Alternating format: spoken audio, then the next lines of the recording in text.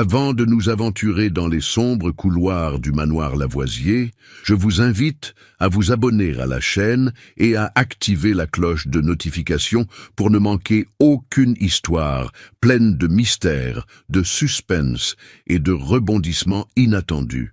Et je veux savoir, d'où regardez-vous? Laissez un commentaire ci-dessous.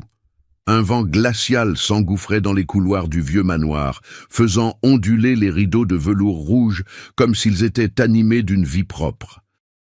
Perché au sommet de la colline, le domaine des Lavoisier dominait le paysage d'un petit village de la campagne française. Pour les voisins, le manoir était un symbole de pouvoir et de richesse. Mais rares étaient ceux qui osaient franchir son portail en fer rouillé. On disait que ceux qui y entraient découvraient des secrets destinés à rester à jamais enfouis. Dans le hall principal, la faible lueur des bougies vacillait sur les meubles anciens recouverts de draps blancs, projetant des ombres aux contours évocateurs.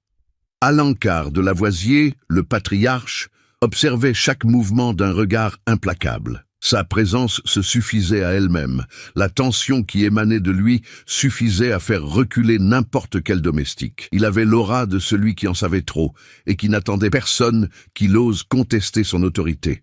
De l'autre côté, sa fille aînée, Camille, arpentait les couloirs telle une ombre silencieuse. Il y avait dans son regard quelque chose que les villageois ne comprendraient jamais. Une curiosité obscure et une détermination tranquille à découvrir ce que sa famille s'efforçait tant de dissimuler. Depuis sa plus tendre enfance, Camille avait le sentiment que le manoir recelait des histoires que personne n'osait raconter. Des portes closes, des chuchotements dans la nuit, des portraits d'ancêtres qui semblaient la regarder d'un air désapprobateur. Cette nuit-là, la vieille horloge du salon sonna minuit, son écho résonnant dans le vaste espace vide. Alencar demeurait immobile, mais ses doigts tapotaient nerveusement le buffet, un geste qui trahissait son anxiété. Camille, quant à elle, se dirigea vers le bureau de son père, sachant que la clé de l'énigme s'y trouvait, quelque part parmi des piles de vieux documents et de journaux intimes. Elle entendit des pas lents dans le couloir, le craquement du parquet révélant une présence. Son cœur s'emballa, non pas de peur, mais d'impatience. Le conflit central était clair. Alencar de Lavoisier était prêt à tout pour préserver la réputation de sa famille, quitte à dissimuler de macabres secrets pendant des générations. Camille, animée par la curiosité et un désir de justice, voulait révéler la vérité. Chaque décision, chaque geste au manoir devenait un jeu d'ombre, où la moindre erreur pouvait avoir des conséquences irréversibles. Dans un couloir latéral, un employé du manoir laissa tomber par inadvertance une vieille enveloppe. Le bruit du papier qui se déchirait était presque imperceptible, mais Camille l'entendit. Elle se baissa pour la ramasser, pressentant que cette simple enveloppe recelait des fragments du terrible secret qui planait sur la famille. Ses mains tremblaient, non de peur, mais d'appréhension. Chaque indice découvert la rapprochait de la vérité, et chaque pas portait en lui l'ombre d'un danger imminent.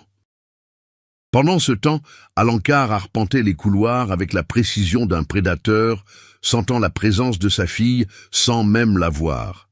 Il savait que Camille était curieuse, et l'idée qu'elle puisse découvrir ce qu'il avait tant œuvré à dissimuler provoquait en lui un mélange de colère et d'appréhension. La tension entre eux était palpable.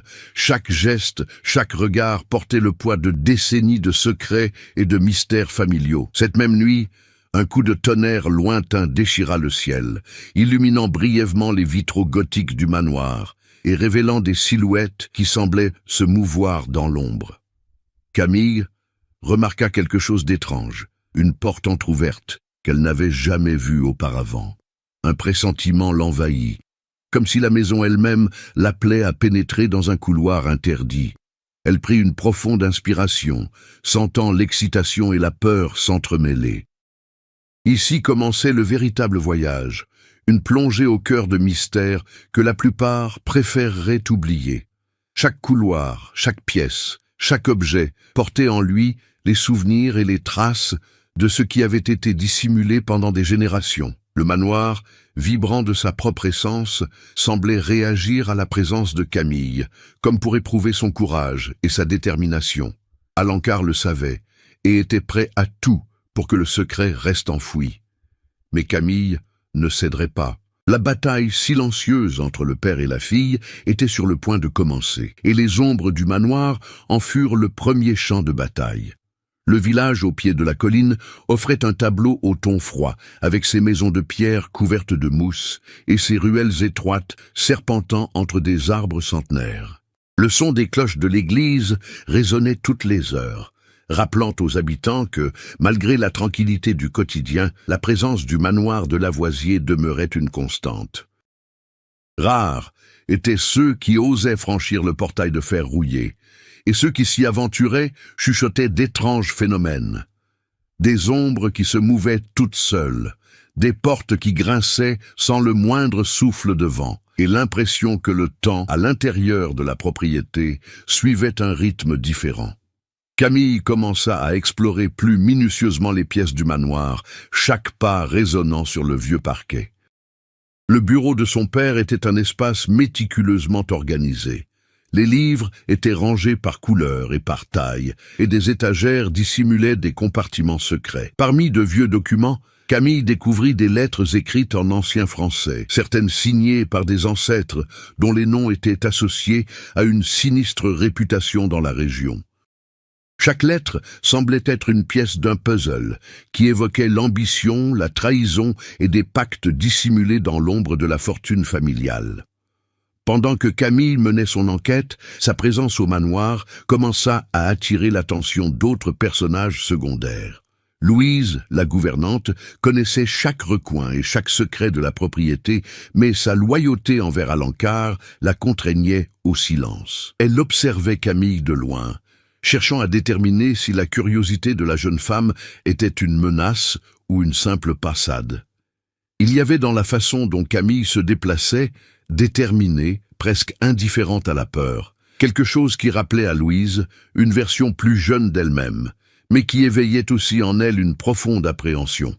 L'histoire pourrait bien se répéter. Le majordome, Henri, était un vieil homme, au regard pénétrant et au silence stratégique. Il connaissait toutes les habitudes d'Alencar et tous les détails que la famille s'efforçait de dissimuler. Henri percevait dans les agissements de Camille des nuances qui le faisaient hésiter entre alerter le patriarche ou laisser sa fille découvrir les secrets par elle-même. Sa loyauté tenait à un fil entre la protection de la vérité et la préservation de l'ordre du manoir. Au-delà de la famille proche, le village tout entier jouait un rôle important. Les boulangeries, les marchés et les placettes véhiculaient les histoires de générations qui ne connaissaient les Lavoisier que superficiellement. Les rumeurs concernant le manoir se transmettaient de génération en génération, de telle sorte que personne n'osait s'en prendre directement à la famille. Camille, au contact des habitants, comprit qu'ils nourrissaient une crainte presque religieuse. Chaque détail de leur comportement, d'un regard hésitant à un sourire contenu, en disait plus long sur le manoir que n'importe quel document. L'architecture de la maison reflétait aussi l'histoire et le caractère de la famille. De longs couloirs étroits, des escaliers qui grinçaient à chaque marche, et des lustres qui semblaient flotter dans les airs sans raison apparente. La cave, toujours fermée à clé, recelait des souvenirs d'événements oubliés, des comptes rendus de fêtes somptueuses qui s'étaient terminés par des incidents que la famille n'avait jamais évoqués.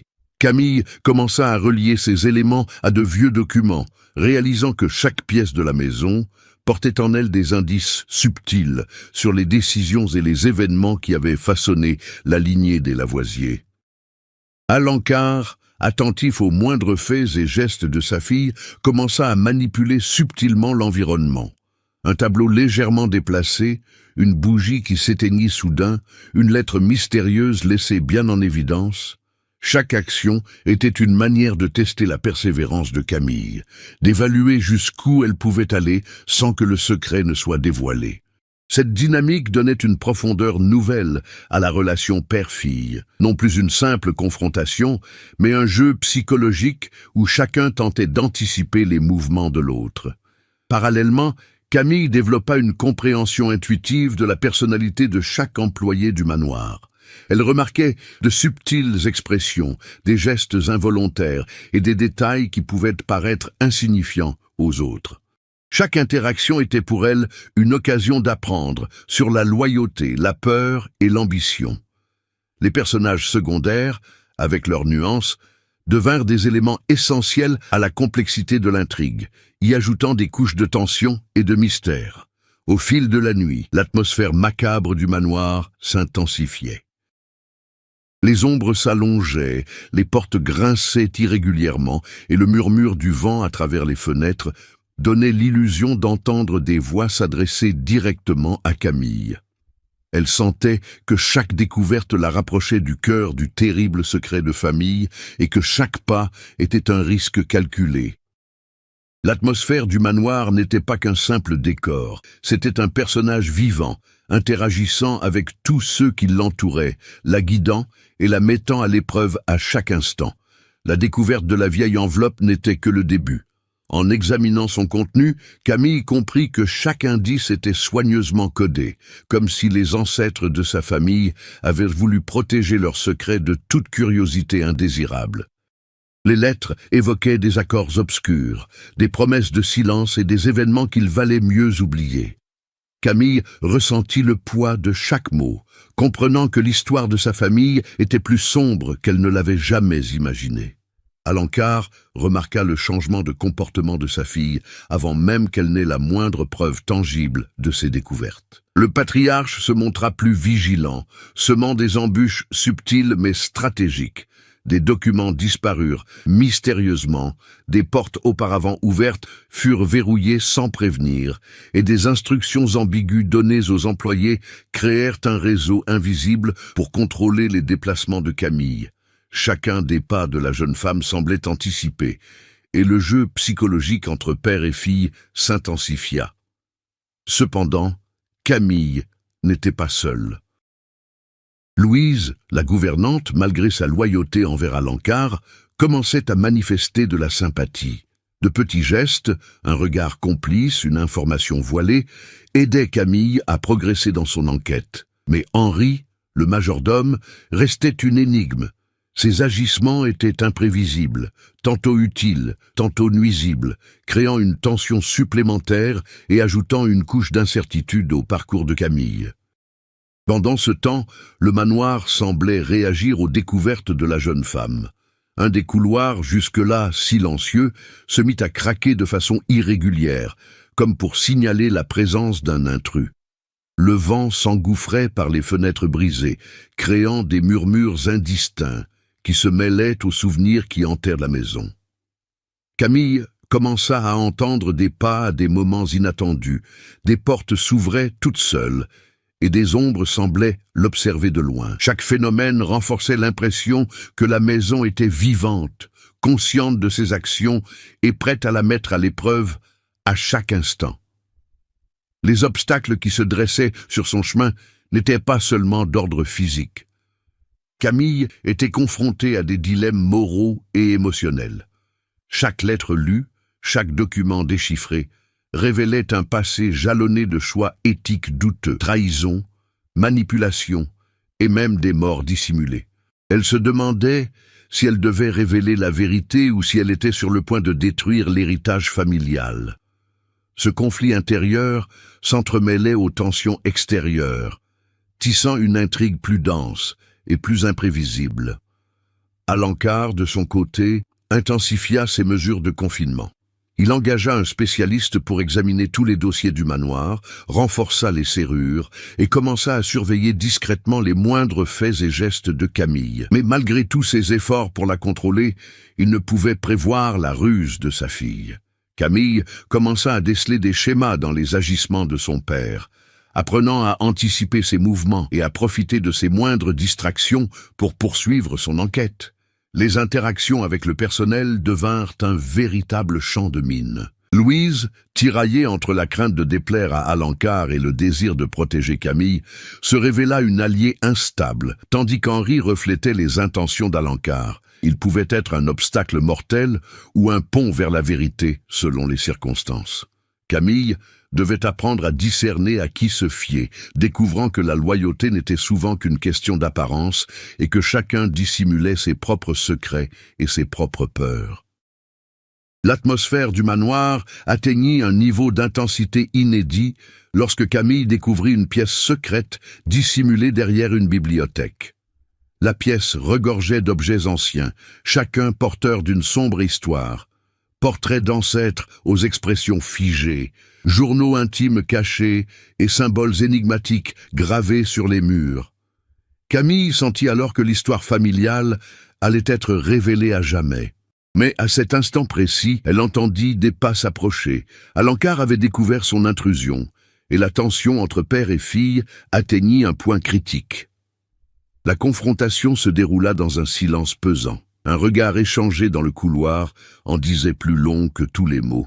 Alencar comprit que Camille était allée trop loin, et Camille savait qu'elle était sur le point de franchir un point de non-retour. La lutte de pouvoir entre eux s'intensifia, chaque geste lourd de sens et de danger.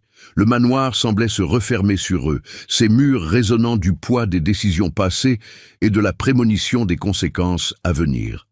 Au fil des semaines, Camille commença à reconstituer le puzzle, reliant chaque indice, chaque document, chaque geste des résidents et des employés.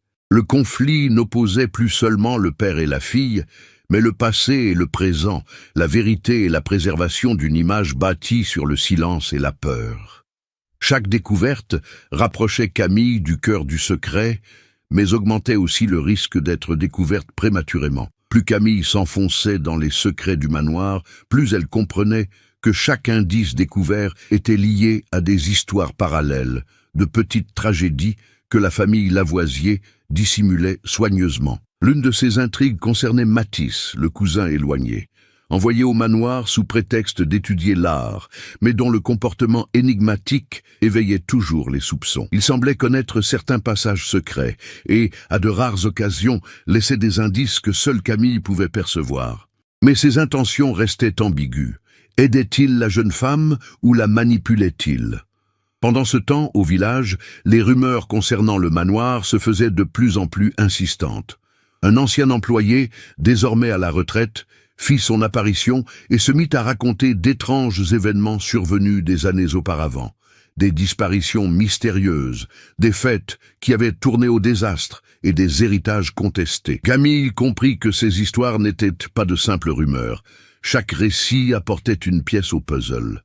Cependant, elle devait agir avec prudence, car le moindre faux pas risquait d'alerter Alencar et de compromettre son enquête. À l'intérieur du manoir, la relation entre Camille et Louise commença à évoluer. La gouvernante, malgré sa loyauté de longue date, se mit à fournir des informations plus explicites. L'emplacement de documents perdus, la signification d'anciens symboles gravés sur les murs et des avertissements concernant des pièges dissimulés. Cette collaboration non seulement accéléra l'enquête de Camille, mais créa également une tension palpable. Chaque acte de confiance faisait planer la menace de trahison. Henri, le majordome, observait tout en silence, fournissant parfois des indices discrets, d'autres fois fermant des portes avant même que Camille ne s'en aperçoive, entretenant ainsi le doute quant à sa véritable loyauté. La pression du temps s'intensifia lorsque Camille découvrit une lettre annonçant une réunion de famille imminente, prévue pour révéler officiellement certaines décisions concernant l'héritage. Cette réunion serait une occasion cruciale pour elle de confronter Alencar ou de dévoiler partiellement les secrets. Mais elle augmentait aussi le risque d'être découverte. Chaque jour qui passait rapprochait l'échéance, et Camille savait qu'elle ne pouvait plus tergiverser. Le temps était devenu un adversaire silencieux, la contraignant à résoudre les mystères avant que la vérité ne soit définitivement enfouie. De plus, des relations interpersonnelles complexes se sont tissées entre les personnages secondaires. Matisse, qui semblait pourtant du côté de Camille, était en proie à des sentiments confus, tiraillé entre la protection de la jeune femme et la préservation de ses propres intérêts. Louise, quant à elle, était confrontée à des dilemmes éthiques. Jusqu'où devait-elle aider Camille sans trahir Alencar? Henri, silencieux et calculateur, créait des moments de suspense en intervenant de façon inattendue, entravant ou facilitant des décisions cruciales. Chaque interaction enrichissait le récit, soulignant que le conflit principal ne se déroulait pas isolément, mais au sein d'un écosystème d'alliances, de trahisons et de secrets. Camille commença également à remarquer des motifs cachés dans l'architecture du manoir. Des couloirs qui lui semblaient auparavant inoffensifs se révélèrent être des passages secrets, et des pièces verrouillées dissimulaient des objets qui racontaient des histoires de délabrement, d'obsession et de regret. Chaque découverte enrichissait l'univers du récit et rapprochait Camille du cœur du mystère. Mais simultanément, elle intensifiait le sentiment que le manoir était vivant, réagissant à ses actions, mettant à l'épreuve son courage et sa détermination. Une intrigue secondaire particulièrement tendue mettait en scène des lettres anonymes laissées bien en évidence à des endroits stratégiques. Ces lettres contenaient des menaces voilées, de fausses pistes et des énigmes qui désorientaient Camille, mais qui lui permettaient aussi de découvrir des informations qui seraient autrement restées cachées. La tension était à son comble, car elle ignorait si les lettres provenaient de quelqu'un qui cherchait à l'aider ou de quelqu'un qui la surveillait, peut-être Alencar ou Matisse. Chaque décision prise suite à ces messages comportait un risque.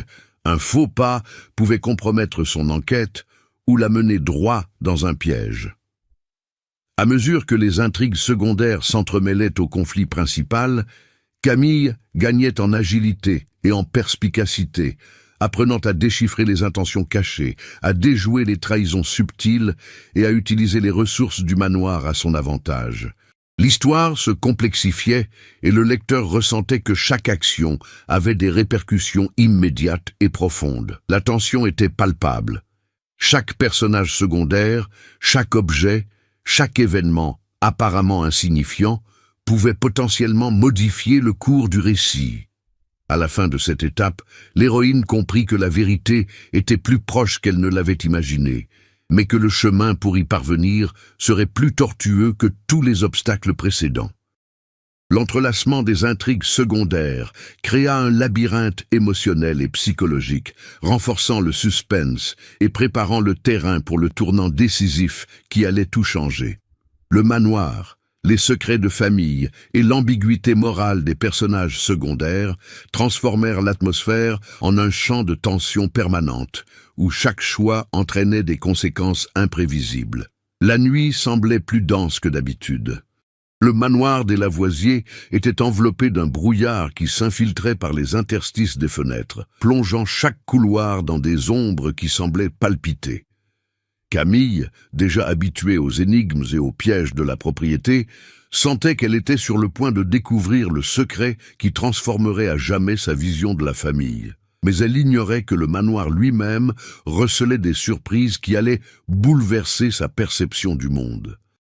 En explorant la cave de la maison, un endroit qu'Alencar s'obstinait à garder fermé à clé et oublié, Camille remarqua une ouverture dans un mur de pierre.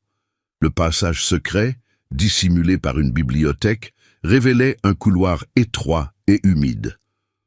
L'odeur de moisi mêlée à celle de vieille cire de bougie était presque insupportable, mais la détermination de la jeune femme la poussa à avancer. À chaque pas, le plancher grinçait, chaque ombre projetée par la lampe torche semblait l'observer, comme si le manoir lui-même pressentait son arrivée. Au bout du couloir, Camille découvrit une pièce dont elle ignorait l'existence.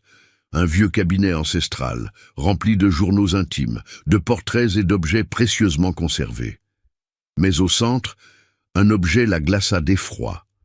Une petite boîte en bois, scellée à la cire et ornée des armoiries familiales. Elle sentit aussitôt que cet objet recelait la vérité qu'Alencar s'efforçait tant de dissimuler. En ouvrant la boîte, Camille découvrit des documents révélant non seulement des actes de corruption et de trahison s'étendant sur plusieurs générations, mais aussi une chose inattendue, l'existence d'un parent disparu depuis des décennies, dont la mort restait un mystère. Plus choquant encore, Les documents indiquaient qu'Alencar non seulement connaissait l'existence de cette personne, mais la gardait vivante et cachée, séquestrée dans une pièce secrète du manoir, dans le cadre d'un pacte obscur visant à préserver le pouvoir et la fortune de la famille. À cet instant, de lourds pas résonnèrent dans le couloir. Camille se retourna et vit Alencar, debout sur le seuil, le visage empreint d'un mélange de colère, de soulagement et de peur. Il comprit que sa fille avait découvert non seulement des documents, mais aussi la possibilité de révéler la vérité sur le plus sombre secret de la famille. La confrontation silencieuse entre eux atteignit son paroxysme. Le patriarche et la fille n'avaient besoin d'aucun mot pour saisir la gravité de la situation. Alencar tenta de dissuader Camille par des menaces voilées, lui rappelant que la réputation de la famille et la vie même de tous les occupants du manoir étaient en jeu. Mais Camille, forte de ses découvertes et du soutien discret de Louise et Henri, resta inflexible. Elle comprenait que pour révéler la vérité, elle devrait affronter son père de front, défiant l'autorité et l'histoire bâties au fil des générations. Alors que les deux hommes s'affrontaient, Mathis fit son apparition à l'improviste, apportant avec lui des informations cruciales. Il connaissait l'endroit où se trouvait le parent disparu et possédait des documents supplémentaires prouvant les crimes passés de la famille. Son arrivée changea la donne, créant une impasse où ni Alencar ni Camille ne pouvaient prédire la suite. La tension monta d'un cran. La révélation de ce tournant décisif transformant les alliés en pions vulnérables et les ennemis en collaborateurs potentiels. Le manoir, silencieux jusque-là, sembla réagir à l'intensité de la situation. Les bougies vacillèrent, les ombres s'allongèrent et le vent souffla par à-coups, comme si la structure même de la maison était en harmonie avec les événements. Camille comprit que le lieu n'était pas un simple décor, mais un acteur à part entière du récit, intensifiant le suspense et mettant à l'épreuve le courage de chacun. Le tournant ne résidait pas seulement dans la découverte du parent disparu, mais aussi dans la prise de conscience que le conflit n'était pas uniquement moral ou émotionnel. Il était physique, psychologique et stratégique. Chaque personnage devait revoir sa conduite et chaque décision aurait des répercussions immédiates. Le patriarche comprit que son pouvoir absolu sur sa fille était en jeu, et Camille réalisa que le secret avait des conséquences qui dépassaient le cadre de l'histoire familiale, des implications susceptibles de changer l'avenir du manoir et de tous ses habitants. Camille décida d'agir avec intelligence et prudence. Elle commença à élaborer un plan pour utiliser les informations nouvellement découvertes afin de confronter Alencar, tout en protégeant son parent disparu. Chaque étape était calculée, chaque mouvement stratégique. La tension était palpable. Le sentiment de danger imminent se mêlait à l'excitation de la découverte, créant un récit intense et imprévisible. À ce stade, l'intrigue bascule. Le mystère initial, autour d'anciens secrets de famille, se transforme en une course contre la montre, mêlant objectifs multiples et intérêts divergents. L'histoire cesse d'être une simple enquête menée par Camille et devient un jeu de pouvoir, de manipulation et de survie émotionnelle au sein du manoir. Le suspense atteint son paroxysme, préparant le terrain pour la phase suivante. Conséquences et réactions où? Nous verrons comment chaque personnage gère les conséquences de ce tournant et comment la tension évolue. Le silence qui suivit ce tournant décisif était presque assourdissant. Camille tenait la boîte ouverte de ses mains tremblantes, encore sous le choc de la découverte. Alencar, debout dans l'embrasure de la porte, respirait bruyamment, s'efforçant de garder son sang-froid, mais ses yeux trahissaient la peur et la colère qui l'habitaient. Pour la première fois depuis des décennies, le patriarche sentait son emprise absolue sur le manoir et sa famille menacée. L'impact immédiat fut émotionnel. Camille ressentit un mélange de soulagement et d'appréhension. Elle avait découvert la vérité, mais chaque geste pouvait avoir des conséquences irréversibles. Elle comprit qu'elle ne pouvait même pas faire aveuglément confiance à Mathis. Son cousin, malgré son aide précieuse pour révéler des informations cruciales, avait ses propres intérêts, et chacun de ses gestes devait être interprété avec prudence. La jeune femme comprit alors que le conflit dépassait la simple confrontation avec son père et s'étendait à tout le manoir, impliquant inextricablement alliés et ennemis. Alencar réagit en tentant de rétablir l'ordre. Il commença à réorganiser les documents, rassemblant ceux qui pouvaient compromettre la famille, puis appela Louise pour une conversation privée. La gouvernante, tiraillée entre sa loyauté envers son employeur et sa sympathie pour Camille, garda le silence, consciente que le moindre geste pouvait sceller le sort de l'enquête. Henri, toujours silencieux, observait du coin de l'œil, prêt à intervenir au besoin, conservant sa position ambiguë mais déterminée. Chacun savait que la situation ne pardonnait aucune erreur. La tension psychologique s'intensifiait par de petits gestes et des signes infimes.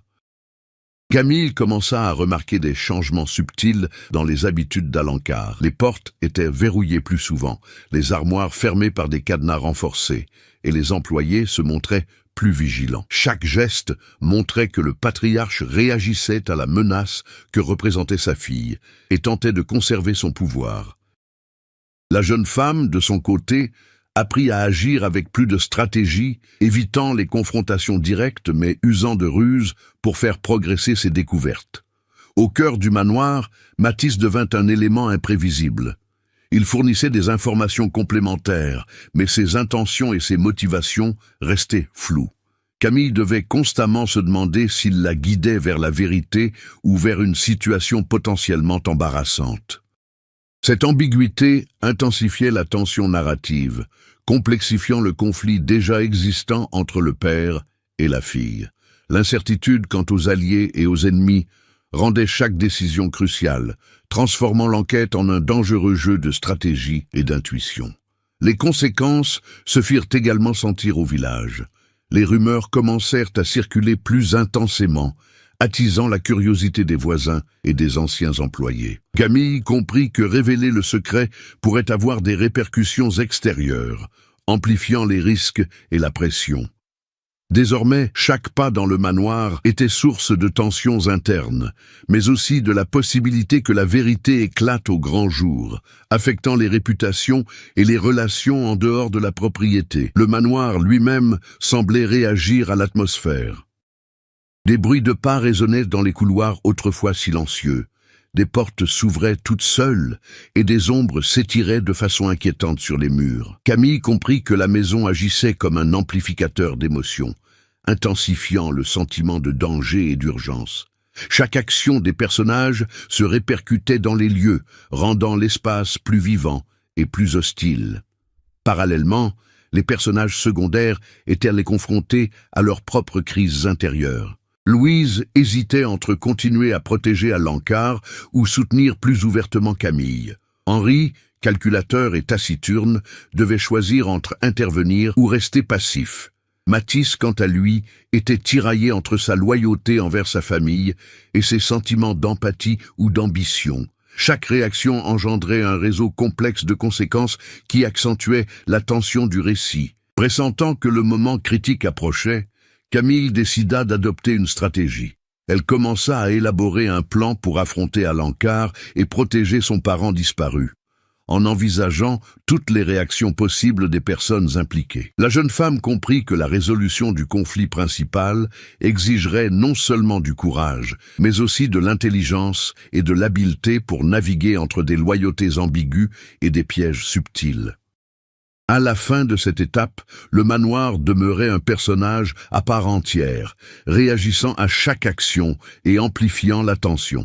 La découverte du secret a complètement transformé la dynamique entre les personnages, créant un réseau complexe de relations, de stratégies et de conséquences. L'histoire a progressé vers la prochaine étape de l'évolution du protagoniste. Préparant le terrain pour surmonter et grandir où, nous verrons Camille affronter des défis encore plus grands et évoluer face à l'adversité. La découverte de la disparition de son parent et les tensions avec Alencar avaient transformé Camille. La jeune femme n'était plus l'observatrice prudente qu'elle avait été au début. Désormais, chaque action exigeait stratégie, courage et ruse. Elle comprit qu'elle ne pouvait plus se contenter de réagir. Il lui fallait anticiper les mouvements, décrypter les intentions cachées et utiliser l'environnement à son avantage. Le manoir, avec ses couloirs obscurs, ses pièces secrètes et ses secrets architecturaux, devint non seulement un terrain d'investigation, mais aussi un instrument d'apprentissage et de survie. Camille entreprit de cartographier chaque pièce, notant les comportements d'Alencar, Henri, Matisse et Louise. Elle repéra les habitudes, les pièges et les angles morts de la surveillance de son père, transformant ces informations en un atout stratégique. Chaque couloir, chaque porte verrouillée, chaque bruit étrange était analysé comme un indice susceptible de faire progresser sa mission. La perception des détails les plus subtils, un regard, un geste, un silence prolongé, devint essentiel à sa survie et à la protection de son proche disparu. Ce défi émotionnel exigeait aussi une évolution personnelle. Camille ressentait le poids d'affronter Alencar non seulement en tant que fille, mais aussi en tant que personne tenue de protéger la vérité et les personnes en danger. La tension entre loyauté familiale et justice personnelle transformait chaque décision en un dilemme moral. Elle commença à développer une force intérieure, apprenant à gérer sa peur et son anxiété, les considérant comme des signaux d'alarme plutôt que comme des obstacles. Entre-temps, Camille commença à utiliser ses alliés de manière plus stratégique. Louise, désormais discrètement engagée à ses côtés, lui fournit des informations cruciales sur les secrets du manoir et les habitudes d'Alencar. Henri, toujours aussi énigmatique, devint un élément imprévisible, mais Camille apprit à décrypter les signes subtils de ses intentions, transformant l'incertitude en opportunité. Matisse, avec son ambivalence, devint à la fois un atout et une source de conflits intérieurs. La jeune femme devait constamment se demander si elle pouvait lui faire confiance ou s'il ne serait pas un pion dans un jeu de pouvoir plus vaste. Alencar lui-même devint un catalyseur pour l'épanouissement de Camille. Chaque tentative de manipulation, chaque menace voilée, chaque restriction imposée à sa liberté lui offrit l'occasion de se renforcer. Camille apprit à ne plus réagir impulsivement, mais à transformer chaque confrontation en leçon, à anticiper les manœuvres de son père et à tirer parti de l'environnement du manoir. Chaque épreuve relevée renforça sa confiance en elle et son esprit d'analyse, faisant d'elle une protagoniste plus mature, mieux préparée au dénouement de l'histoire. L'un des moments les plus marquants de son évolution fut la découverte par Camille de la pièce secrète où son proche était séquestré. La situation exigeait précision, courage et empathie. Elle devait agir vite, mais avec prudence, afin de ne pas alerter Alencar ni de mettre son proche en danger. Camille élabora un plan complexe, synchroniser ses déplacements dans le manoir, anticiper les rondes, emprunter des itinéraires alternatifs et créer des diversions subtiles. Cette opération nécessitait non seulement du courage physique, mais aussi de l'intelligence émotionnelle et un sens stratégique aiguisé, des compétences qui contribuèrent à son développement personnel. Tout au long de ce parcours, Camille a également été confrontée à des dilemmes éthiques. Chaque décision concernant ses relations avec Matisse, Louise et Henri a mis ses principes à l'épreuve. Elle a commencé à comprendre que surmonter les difficultés impliquait non seulement d'affronter l'ennemi, mais aussi de saisir les nuances morales et psychologiques de chaque personnage. Son évolution s'est faite à la fois intérieure et extérieure. Elle est devenue plus perspicace, plus résiliente et plus fine, tout en développant ses compétences de leadership et de prise de décision. L'environnement du manoir continuait d'influencer son développement. Chaque couloir obscur, chaque ombre portée, chaque objet dissimulé exigeait une attention constante. Camille apprit à interpréter les indices de son environnement comme des messages silencieux, transformant l'atmosphère macabre en un atout stratégique. Le manoir, jadis source de peur et de mystère, était devenu un espace d'apprentissage, d'expérimentation et d'épanouissement, poussant la jeune femme à dépasser des limites qui lui semblaient auparavant insurmontables. Au fil du récit, Camille a consolidé sa transformation. Elle n'était plus une simple enquêtrice curieuse, mais une protagoniste capable d'affronter des défis complexes, de prendre des décisions cruciales sous pression et de comprendre la complexité morale des actions humaines. Chaque obstacle surmonté a renforcé sa capacité d'agir avec précision, la préparant à l'apogée de l'histoire, où toutes les compétences acquises seraient mises à l'épreuve. Le parcours de Camille ne se résumait pas à découvrir la vérité ou à vaincre Alencar. Il s'agissait aussi de comprendre sa propre force, l'importance des alliés stratégiques et la nécessité d'allier courage et intelligence. Cette évolution progressive a donné naissance à une protagoniste complexe, dont l'arc émotionnel et psychologique était intrinsèquement lié à la tension macabre et réaliste du manoir, préparant ainsi le terrain pour la phase suivante. Préparation au point culminant tout, chaque décision devient cruciale et chaque action a des conséquences immédiates. Le manoir était plus silencieux que jamais, mais la tension était palpable dans chaque couloir. Camille savait que la confrontation décisive avec Alencar approchait et que chaque geste devait être calculé avec précision. La jeune femme repassait mentalement chaque découverte, chaque étape franchie et chaque allié mobilisable. Louise, Henri et même Mathis, dont le rôle restait incertain, devaient être soigneusement coordonnés. Les intrigues secondaires commencèrent à se mettre en place naturellement. Louise révéla les derniers détails concernant les horaires de patrouille d'Alencar et l'existence de passages secrets supplémentaires, permettant à Camille de planifier ses entrées et sorties en toute discrétion. Henri, par son comportement ambigu, commença à distiller des informations subtiles sur les habitudes de son père, créant des diversions que Camille pouvait exploiter à son avantage. Chaque détail des relations interpersonnelles et de la dynamique du manoir prenait désormais une importance directe dans le dénouement imminent. Mathis présenta son atout ultime. Des documents prouvant l'étendue du secret de famille, révélant que le pouvoir d'Alencar dépassait de loin ce que Camille avait imaginé. Cette révélation compliqua la situation car la jeune femme devait désormais prendre en compte non seulement la vérité, mais aussi comment utiliser ces informations pour protéger les innocents et empêcher que le manoir ne devienne un champ de bataille. L'ambiguïté morale s'intensifia, le risque de chaque décision devenait toujours plus grand, le rythme du récit s'accéléra. Camille commença à élaborer un plan d'action précis. Établir des points de surveillance, créer des voies d'évacuation et anticiper les réactions d'Alencar.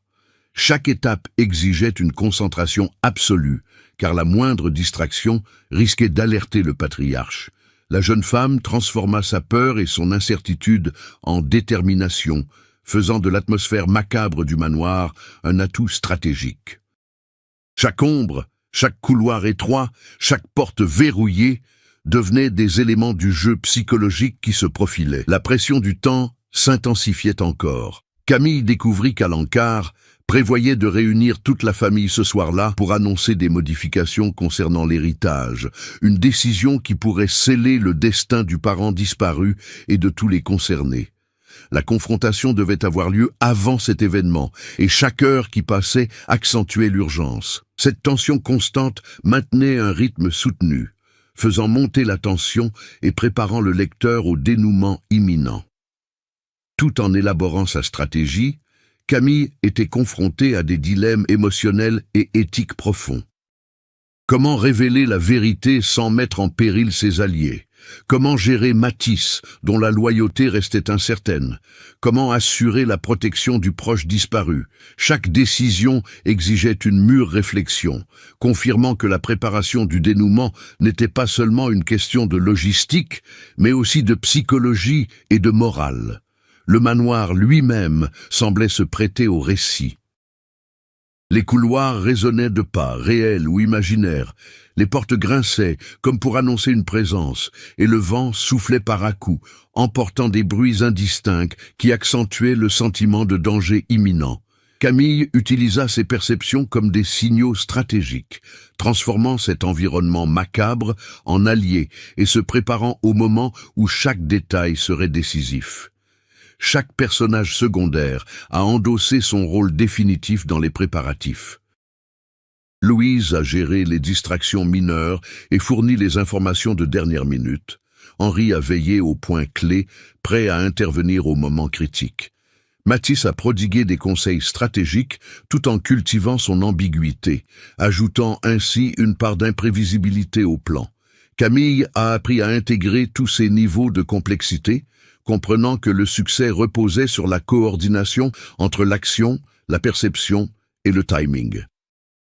La fin de cette phase, tous les éléments étaient réunis. Le secret de famille allait être révélé, les alliés étaient prêts à agir, et Alencar ignorait encore l'étendue du plan de sa fille. La tension était à son comble, et le récit s'orientait vers climax, où chaque décision, chaque action, chaque choix moral serait mis à l'épreuve. Le lecteur pressentait que l'affrontement final ne se limiterait pas à la résolution d'une énigme, mais constituerait une bataille psychologique et émotionnelle empreinte de suspense, de danger et d'imprévisibilité. La nuit que Camille attendait tant arriva enfin. Le manoir semblait vibrer au rythme de la tension qui l'habitait. Le vent sifflait dans les couloirs, les bougies vacillaient et de longues ombres dansaient sur les murs de pierre. L'atmosphère macabre et imposante offrait le décor idéal pour l'affrontement final. Chaque couloir, chaque porte secrète, chaque objet devenait crucial pour la suite de décisions qui scelleraient le destin de la famille. Camille avançait à pas silencieux, guidée par la carte mentale qu'elle avait élaborée depuis des semaines. Elle savait qu'Alencar comptait annoncer des modifications à l'héritage ce soir-là, mais elle savait aussi que le patriarche ignorait l'étendue des informations qu'elle détenait. La jeune femme devait agir avec précision. La moindre erreur risquait de mettre en péril non seulement sa vie, mais aussi celle de son parent disparu et de ses proches alliés. En arrivant dans la pièce principale, Camille remarqua qu'Alencar l'attendait déjà, entouré d'autres membres de la famille. Le patriarche dégageait une assurance tranquille, mais une tension palpable se lisait dans son regard. Il sentait que quelque chose allait se produire. Louise et Henri étaient en place, discrètement prêts à intervenir, tandis que Mathis, dans une attitude ambiguë, observait attentivement chaque mouvement. Le décor était planté, et la bataille psychologique commençait. D'une voix ferme, Camille interpella Alencar. Elle dévoila la boîte de documents, décrivit les découvertes concernant le parent disparu et mit au jour le sombre passé de la famille. Le choc était palpable sur les visages des personnes présentes. Alencar, d'abord incrédule, tenta de minimiser la situation, mais Camille, forte des preuves et de la stratégie de ses alliés, maintint la pression. Le récit atteignit son paroxysme de suspense. Chaque mot, chaque geste était chargé de tension et de danger. À cet instant, Mathis se révéla. Contre toute attente, il aiderait Camille à protéger son parent. Cette révélation, bien qu'inattendue, était cohérente avec les événements précédents. Son ambivalence avait été mise à rude épreuve, et il avait choisi d'agir pour le bien commun. Ce rebondissement renforça l'imprévisibilité du récit, maintenant le lecteur en haleine, sans compromettre la crédibilité de l'histoire. La tension monta rapidement lorsqu'Alencar, se sentant menacé dans son autorité, tenta de reprendre le contrôle par la force. Une séquence intense s'ensuivit. Camille, connaissant parfaitement les lieux, déjoua pièges, passages secrets et portes dérobées. Henri intervint stratégiquement, bloquant les issues de secours. Louise créa de subtiles diversions, et Mathis mit son parent à l'abri. Chaque action accentua le sentiment de danger et renforça l'urgence de la situation. Au plus fort de la confrontation, Camille s'est adressée directement à Alencar, démontrant qu'elle possédait non seulement des informations, mais aussi le courage et l'intelligence de les utiliser. Le patriarche, acculé et surpris par l'efficacité de sa fille, a finalement compris que son emprise absolue avait pris fin. Le point culminant n'était pas seulement physique, mais aussi psychologique. Chaque personnage s'est retrouvé confronté à ses propres décisions, à des dilemmes moraux et aux conséquences de ses choix passés. Le coup de théâtre final survint lorsque Camille révéla une preuve cruciale et inattendue. Un enregistrement d'Alencar manipulant des documents et planifiant de garder le secret sur la disparition de son proche. La tension atteignit son paroxysme. La preuve irréfutable de l'abus de pouvoir du patriarche ne laissait place à aucune contestation. Alencar, acculé, dut se rendre. La victoire de Camille fut non seulement stratégique, mais aussi morale et émotionnelle. Elle avait surmonté ses peurs, anticipé chaque mouvement et protégé l'innocent. Le conflit résolu, l'atmosphère macabre du manoir commença à se dissiper. Les ombres persistaient, mais elles n'étaient plus aussi menaçantes. Camille, désormais plus sûre d'elle, comprit que sa victoire ne se limitait pas à sa victoire sur Alencar, mais qu'elle portait aussi sur l'évolution même qu'elle avait accomplie tout au long de son parcours. Chaque décision, chaque risque calculé, chaque acte de courage avait fait d'elle une véritable héroïne, prête à affronter l'avenir et à assumer les conséquences de ses actes. Le point culminant a mis fin à la tension narrative, résolvant le conflit central et laissant au lecteur un sentiment de satisfaction et de surprise. L'alliance d'une action intense, de rebondissements plausibles et de la transformation visible du protagoniste a créé un moment inoubliable, marquant le point culminant de l'histoire avant son dénouement. Le manoir Lavoisier sembla enfin pousser un soupir de soulagement.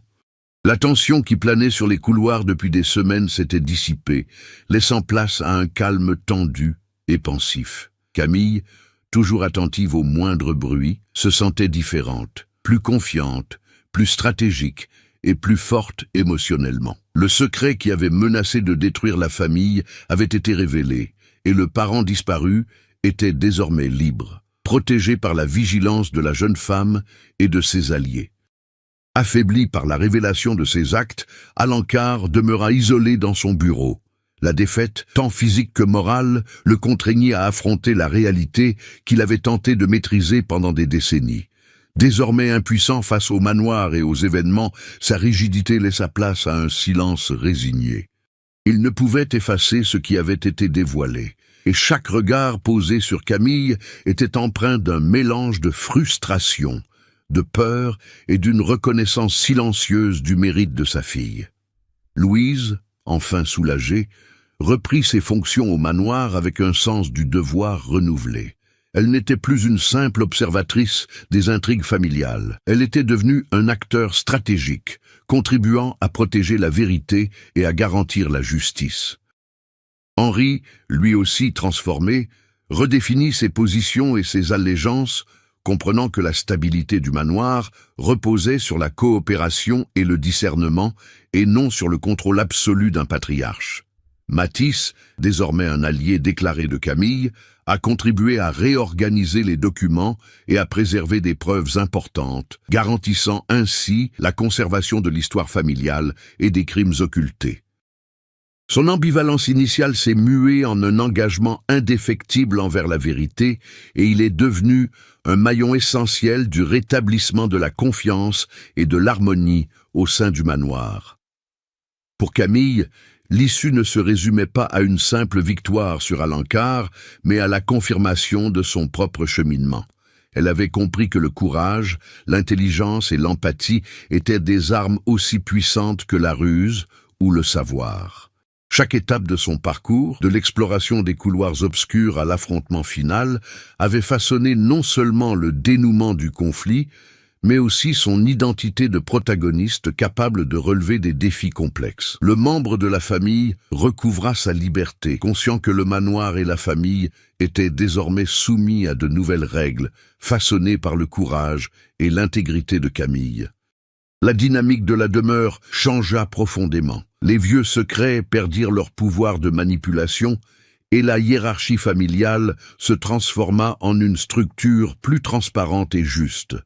Le manoir, témoin silencieux des intrigues et des secrets, sembla enfin accepter l'avènement d'un nouvel ordre, un ordre fondé sur la vérité et la protection des plus vulnérables. La conclusion a également apporté un équilibre émotionnel au personnage. Point de vengeance impitoyable, ni de destruction totale. Le dénouement, bien que surprenant, était cohérent et préservait la tension propre au style macabre sans recourir à l'exagération ni à des éléments irréalistes. Chaque personnage a subi des conséquences proportionnelles à ses actes, et le récit s'est achevé sur une fin satisfaisante, conservant la cohérence thématique et émotionnelle établie tout au long de l'histoire. L'histoire atteignit alors son point culminant. Le conflit central se résolvait, les arcs narratifs des personnages s'achevaient, et le lecteur découvrait une conclusion mêlant suspense, émotion et un sentiment de justice retrouvée.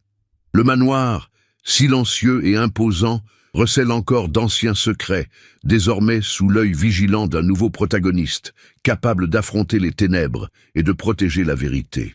Des mois plus tard, l'hôtel particulier des Lavoisier semblait paisible, mais ses murs portaient encore les traces du passé. Camille, désormais confiante et stratégique, restait vigilante, prête à protéger ceux qu'elle aimait. Alencar, isolé, méditait en silence sur ses choix, tandis que les couloirs encore plongés dans l'obscurité lui rappelaient que tous les secrets n'avaient pas été dévoilés. Louise, Henri et Mathis endossaient de nouveaux rôles, jonglant entre devoir et loyauté. Malgré cette paix apparente, une subtile prémonition planait. L'hôtel particulier recelait encore des mystères, et Camille savait qu'au cœur de cette vieille demeure, le danger et la vérité pouvaient encore se croiser à tout instant. Si chaque recoin obscur du manoir Lavoisier vous a captivé, et si vous avez ressenti la tension des découvertes de Camille, partagez vos impressions en commentaire. Dites-nous quel moment vous a le plus surpris, à qui vous feriez confiance ou à qui vous vous méfieriez, et comment vous imaginez le destin des personnages. N'oubliez pas de liker, de vous abonner à la chaîne et d'activer la cloche pour ne manquer aucune de nos prochaines histoires, pleines de mystères, de suspense et de rebondissements macabres. Votre avis est essentiel pour nous permettre de continuer à explorer de sombres secrets, des familles complexes et des demeures qui recèlent bien plus que de simples murs et meubles, de redoutables secrets. But I thought the fish were friends with the fish.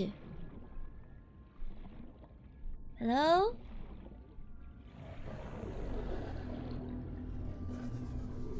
Guys, what the fuck? Can we enter? Calm. I think we need light. We don't have a lot of battery. But that's a problem for later. 30 seconds. Gun!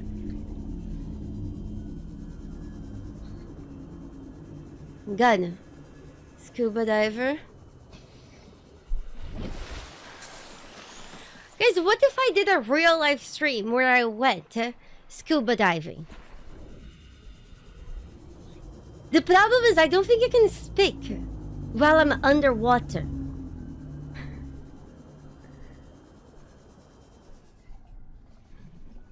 Hello?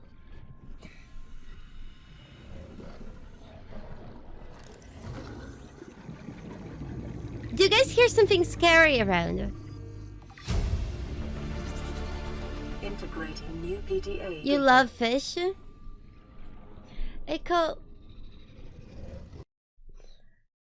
I think last year at some point there were some rumors of Tom Cruise filming a movie in Italy, and he bought a fish in a fish stand, and then later they found a fish with cum on its coming out of its mouth in a bathroom, in a male bathroom. Some people think it was Tom Cruise. The rumors, I don't know. The thing is, now if you come into my chat and you say that you love fish, I will think things that, yeah. I hope you don't love fish like that. What's this? It's metal. Guys, I need to scan stuff!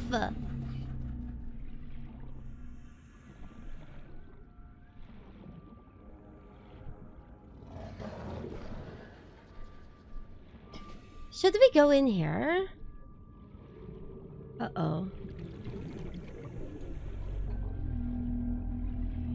I don't think we have anything to scan. What the heck?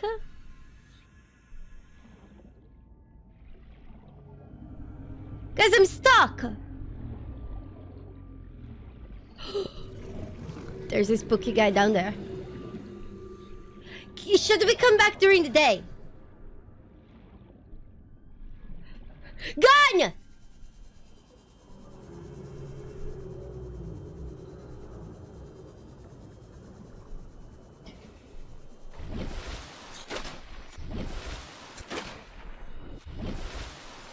Gun.